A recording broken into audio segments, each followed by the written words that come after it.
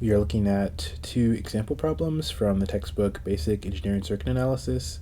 This is Chapter 2, pages 27 to 28. So the first problem, we have our voltage source V1, which has a voltage of 12 volts, and our resistor R1, which has a resistance of 2 kilo ohms. And we're asked to find the current through R1. We can start off with Ohm's law, which is V equals IR.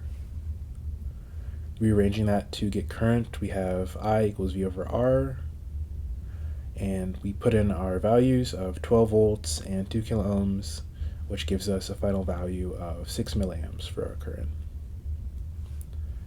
For the second problem, we have a voltage source V1 with an unknown voltage, and a resistor R1 with a resistance of 10 kilo ohms and a power dissipation of 3.6 milliwatts. We're asked to find the voltage and current of the circuit. We can start with the relationship that our power is equal to our voltage times our current.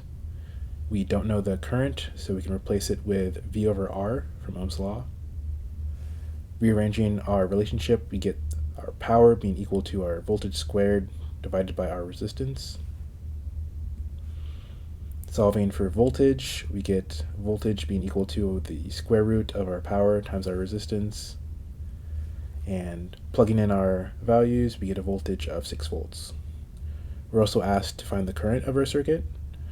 So we take the 6 volts, we use Ohm's law, and we get a current of 0.6 milliamps.